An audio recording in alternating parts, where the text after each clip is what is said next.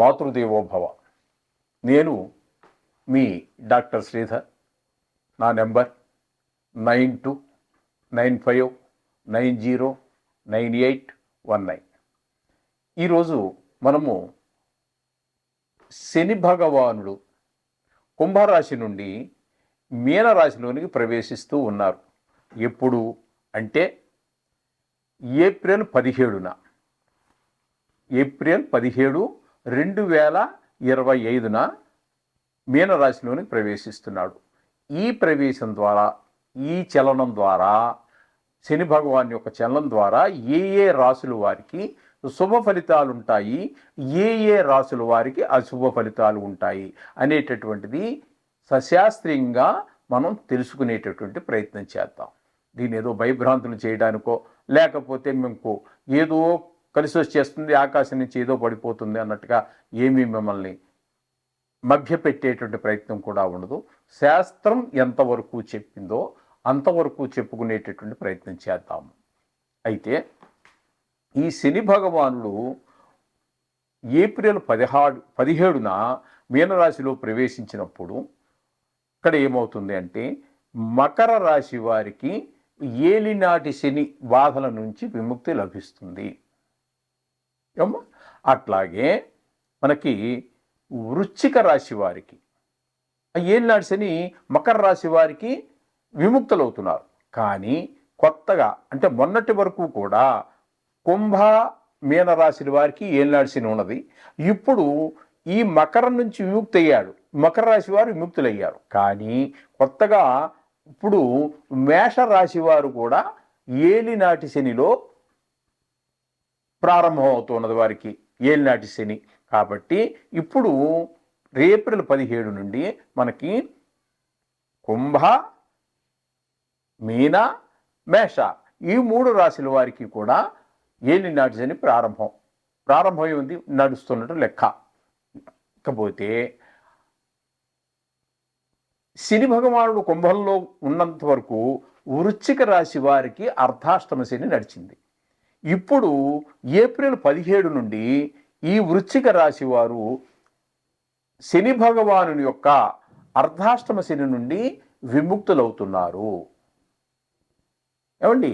అయితే వీరు విముక్తులయ్యారు సరే, కానీ ఇక్కడ ధనురాశి వారు ఏలినాటి శనిలో అర్ధాష్టమ శనిలో ప్రవేశిస్తూ ఉన్నారు. ఏమండి? వృశ్చిక రాశి వారికి విముక్తి అయింది, ధనురాశి వారికి ప్రారంభమైంది. అలాగే అష్టమ శని మొన్నటి వరకు కూడా కర్కాటక రాశి వారికి కుంభరాశిలో ఉన్నప్పుడు అష్టమ శని నడిచింది. ఇప్పుడు ఏప్రిల్ 17 నుండి వారు విముక్తులవుతున్నారు కర్కాటక రాశి వారు. కానీ అదే అట్ ది సేమ్ టైం అదే సమయంలో సింహరాశి వారు అష్టమ శనిలో ప్రారంభమవుతున్నది వాళ్ళకి.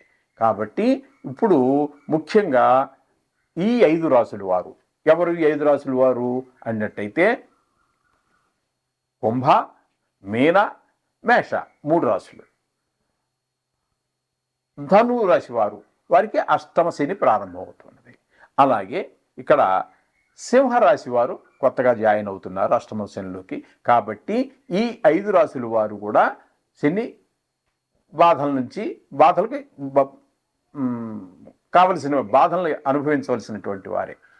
అర్థమైంది కదండి? ఈ 5 రాశులు ముఖ్యంగా కూడా శని యొక్క సంచారము ఈ 5 రాశుల వారిని అంటే ఇప్పుడు ఈ రాశులనే కాదండి, ఎప్పుడు కూడా ఈ మొత్తం ఆయన యొక్క సంచారం ఎప్పుడు కూడా 5 రాశులలో బాగా పీడిస్తాడు, బాగా బాధలు పెడతాడు అని చెప్పేసి మనకి శాస్త్రం చెప్తోంది.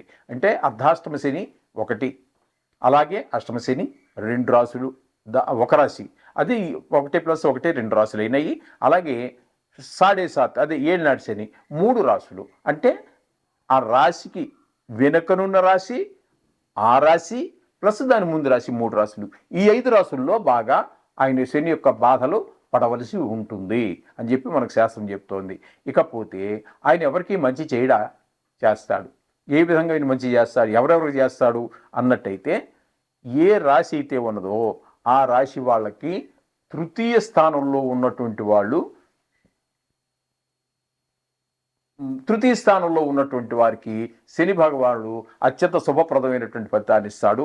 అట్లాగే శని భగవానుడు 6వ స్థానంలో, అంటే ఇప్పుడు 3వ స్థానం గురించి మనం సుఫలితాలు ఇస్తాడని చెప్పుకున్నాం కదా, ఆ 3వ స్థానం ఏ స్థానం వారికి అన్నట్టయితే మకర రాశి వారికి 3వ స్థానంలో 17 నుంచి వెళ్తున్నాడు. కాబట్టి మకర రాశి వారికి మొన్నటి వరకు ఏళ్ళాడి శని ప్రారంభం చేసినప్పటికీ ఇప్పుడు వారు ఈ 3వ స్థానంలో ఆయన ఇచ్చేటువంటి శుభఫలితాన్ని 2.5 సంవత్సరాల పాటు వారు అనుభవిస్తారు.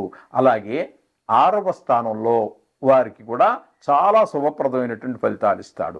ఆ 6వ స్థానం ఎవరిది అన్నట్టయితే తులారాశి వారికి, అది తులారాశి వారికి శని భగవానుడు మీనరాశి 6వ స్థానం అవుతోంది. కాబట్టి ఈ 6వ స్థానంలో ఈ తులారాశి వారికి అత్యంత శుభప్రదమైనటువంటి ఫలితాలన్నీ కూడా తులారాశి వారికి ఇస్తాడు.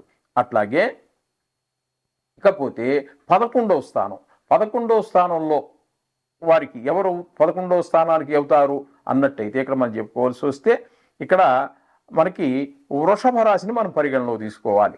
వృషభ రాశి వారికి ఇప్పుడు ఏకాదశంలో, అంటే ఏప్రిల్ 17 నుండి ఏకాదశంలో ప్రవేశం చేస్తున్నారు. కాబట్టి వృషభ రాశి వారికి కూడా శని భగవానుడు చాలా శుభాలు, ఇప్పుడు ఏదో కొన్ని నైసర్గిక శుభగ్రహాలే శుభాలు కలిగిస్తాయి, నైసర్గిక పాపగ్రహాలు అశుభ ఫలితాలు ఇస్తాయి అనేటటువంటి మాట తప్పండి. వారు ఉన్న స్థానాన్ని బట్టి వస్తూ ఉంటాయి. గురువు అత్యంత శుభప్రదమైనటువంటి గురువు తగిన స్థానంలో ఉన్నప్పుడు ఎంత శుభ ఫలితాలు ఇస్తారో, ఈ అశుభ ఫలితాలు కూడా ఆ గురునికి ఏమాత్రము, శుక్రునికి ఏమాత్రము, బుధునికి ఏమాత్రము తీసిపోయినటువంటి సుఫలితాన్ని కూడా వారు ఉన్నటువంటి స్థానాన్ని బట్టి ఫలితాలు ఇస్తూ ఉంటారు. కాబట్టి ఇప్పుడు ఈ ముగ్గురికి, ఏ ముగ్గురికి అన్నట్టయితే వృషభ రాశి వారికి, తులారాశి వారికి, మకర రాశి వారికి అత్యంత శుభప్రదమైనటువంటి ఫలితాలన్నింటినీ కూడా శని భగవానుడు అందించబోతున్నాడు. ఇక మిగతావన్నింటిలో కూడా శుభ అశుభాలు ఉంటాయి. అయితే అంత మిగతా ఇప్పుడు మనం చెప్పుకున్నటువంటి సాడేసాత్విక, అంటే 7.5 సంవత్సరాలకు సంబంధించినటువంటి 3 రాసులు, అర్ధాష్టమ అష్టమ కాకుండా అవి 5 రాసులు, శుభఫలితాలు ఇచ్చేట 3 రాసులు పోగా ఇక మిగతా 4 రాసులు ఉంటాయి. ఆ రాసులు వాళ్ళకి శుభ అశుభ ఫలితాలు, లేకపోతే చూసి చూడనట్లుగాను అన్నట్టుగా ఉంటుంది ఫలితాలన్నీ కూడా ఈ శని భగవాన్ యొక్క ప్రభావం వల్ల. ఈ విధమైన ఫలితాలన్నీ కూడా మనం శని గురించి ఎప్పుడు ఎక్కడ చెప్పుకున్నా కూడా ఈ ఫలితాలు మనం చెప్పుకోవాలి. అయితే ఇప్పుడు మనము ఒక్కొక్క రాశి గురించి వివరంగా చెప్పుకుందాం. కాకపోతే 7వ స్థానంలో, అంటే 7వ స్థానంలో, అంటే ఇది కన్యా రాశి అవుతుందండి.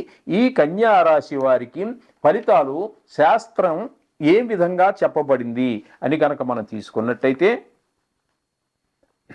వ్యాధి పీడాం ప్రవాసంచ అంతఃక్లేశం మహద్భయం అర్ధనాశం మనస్తాపం సప్తమస్థానగత శని. సప్తమస్థాన శని 7వ స్థానంలో గనక, 7వ స్థానంలో గనక శని సంచారం జరుగుతున్నట్టయితే వ్యాధి పీడాం, వ్యాధులు అనేక రకాలైనటువంటి వ్యాధులు పీడించటము, అంతఃక్లేశం మనోవిచారం, ప్రవాసంచ మనం ఉన్న స్థలాన్ని కూడా కొన్ని సందర్భాలలో ఉన్న ఊరు నుంచి వేరే ఊరు వెళ్ళి అక్కడ బతకాల్సిన పరిస్థితి రావచ్చు. అది ఉద్యోగం అయిందనుకోండి ట్రాన్స్ఫర్, లేదా వ్యాపారం మన ఊళ్ళో సరిగా నడవలేదు, పక్క ఊరుకో ఎక్కడికో వెళ్ళా, మనకి అనుకూలంగా ఉన్న ప్రదేశానికి వెళ్ళి అక్కడ నడుస్తుందని ఒక నమ్మకంతో అక్కడికి వెళ్ళి బతకడం జరగవచ్చు. ఇట్లా మొత్తం మీద ఉన్న స్థానాన్ని నుంచి కొంచెం దూరంగా వెళ్ళిపోవటం అనేది జరిగే అవకాశం ఉన్నది.